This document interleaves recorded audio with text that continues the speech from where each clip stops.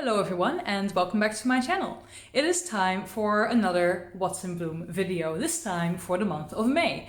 I didn't make a What's in Bloom video for quite a while, so I'm sorry about that. I'm afraid you did miss some blooms, but if you want to see what has been in bloom before, you can always check out my Instagram where I upload a little bit more frequently, and you can find a link to that in the comments down below.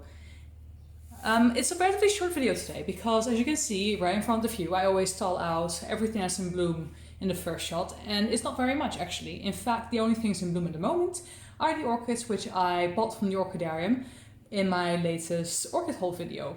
So you've already seen all of these orchids, but some of them now have buds open and others are now in full bloom, so I still thought it'd be nice to make a What's in Bloom video and show you how everything looks right now. So let's begin with the smallest one of them all, and that is the Aerangis fastuosa. I'll show you the tag. Aerangis fastuosa, as you can see.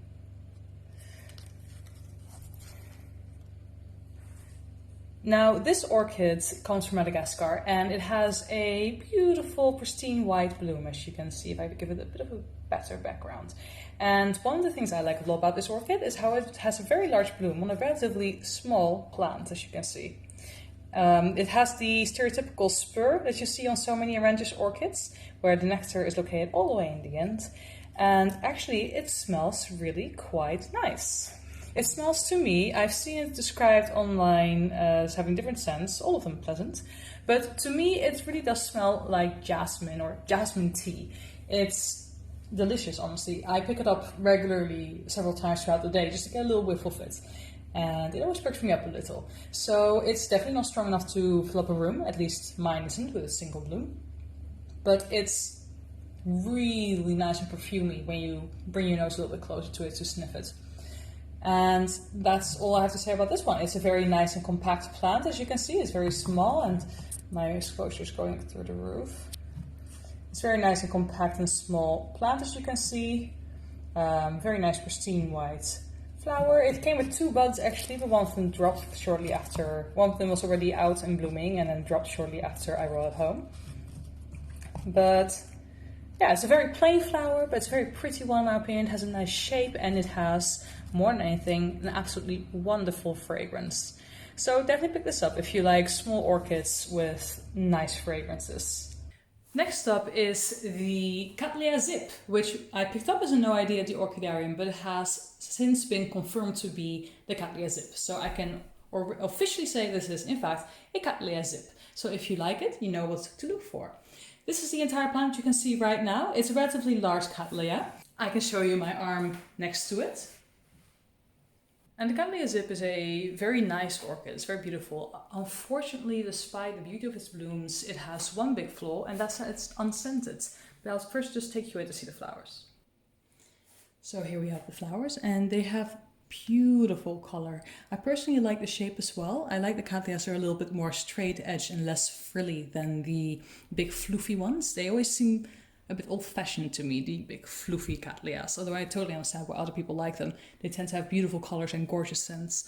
But I always like the intergenerics with like the Lelias, which tend to have this more straightforward kind of knife-edged shape. And the color also really does it for me. For those of you who watch my videos regularly, you know that orange is one of my favorite colors on flowers.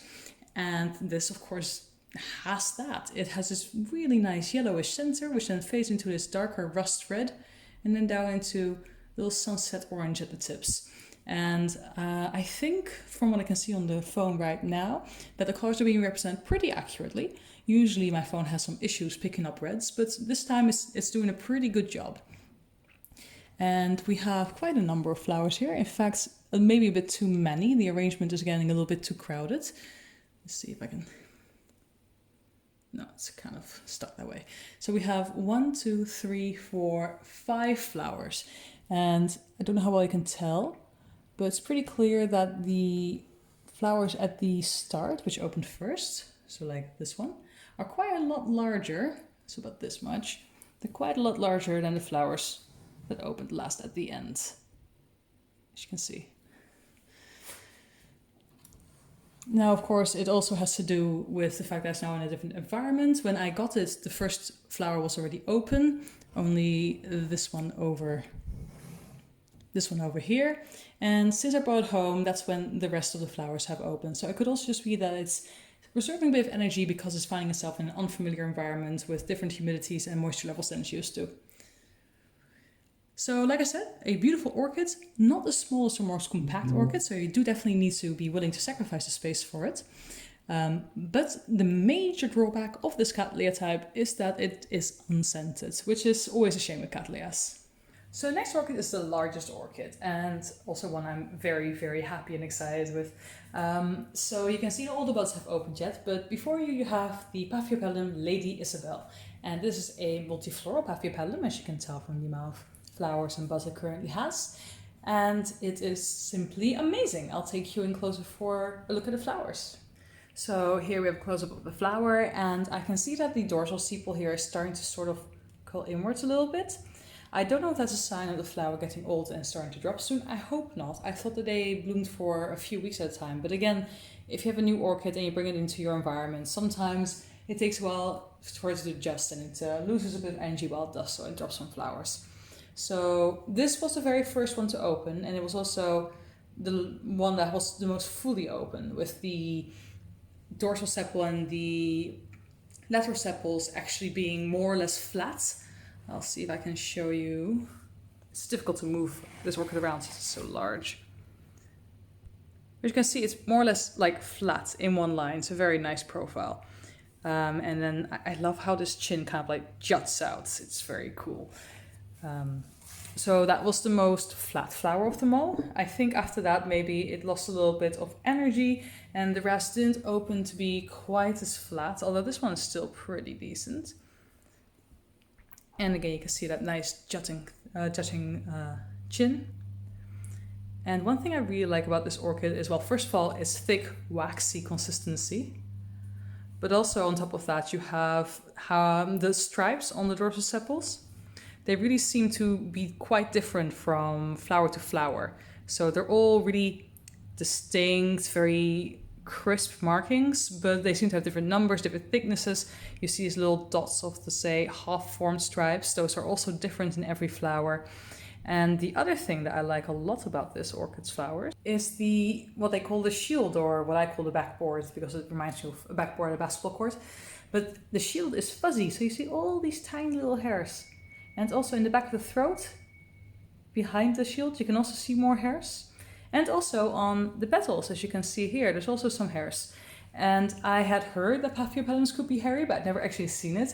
And especially the fuzz on the shield just makes me so happy. It's I don't know, it's just fun. It's funky, it's different from the other orchids I have. So I really quite like that. As you can see, we have one bud opening right here, and I think it's pretty far along with opening. I think in a day or two it will be completely fully open, judging from the speed of the other buds that were opening. And here we have another bud, the fifth one.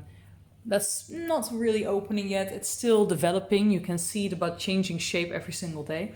But I think it will probably by the end of, not the end of this week, but maybe halfway through next week, I think it will also be open. I'll have this orchid in full bloom. So I really hope that this first bloom back here holds on until then, because I would love to see it with all the blooms on display. One last thing about this orchid, which I found quite interesting, is that it appears to be very, very lightly scented. So I'm not familiar with the idea that Paphiopedilums have scents at all. So, generally speaking, they don't seem to be fragrant. But if I stick my nose in here, and I mean really stick my nose in, and I deeply inhale, I feel like there's a little hint of that typical spicy peppery scent.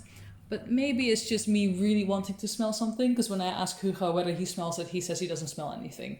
So, I definitely wouldn't call this orchid fragrant, but for me, it's a nice little touch that I seem to smell something if I put my nose in there. And it just adds a little bit to the plant. So that was all three of my orchids that were in bloom for the month of May. As I said, it's a short video because I don't have that much to show you, but what I did have in bloom is quite spectacular, if I may say so myself. So hopefully we'll have more blooms in the future. I have a couple of Phalaenopsis creating flower spikes at the moment, but I think they still need a while to actually bloom. I've got the Paphiopedilum Saint Swiss Thin still creating its flower spike, so I fully expect that one to bloom in well, this month and otherwise next month, but I think this month, judging from the speed of development. And beyond that, I also have one of my Cattleya making his flower spike. And probably that will take a little bit longer, so that will probably be the month after. So I have a few things coming up, but it's not all that much. Most of my orchids seem to be in vegetative growth state right now, but we will see in the future. I'm sure some of them will feel like blooming in the next couple of months. So thank you for watching, and if you like this video, go ahead and give it a thumbs up. If you didn't like the video, go ahead and give it a thumbs down. Feel free to tell me what I can do to improve down in the comments section, or if you have any questions or other comments, of course, you're free to leave them down there as well. And if you enjoyed my video and you'd like to see more of them in the future, then go ahead and hit that subscribe button somewhere down here. Thank you very much for watching, and I'll see you next time.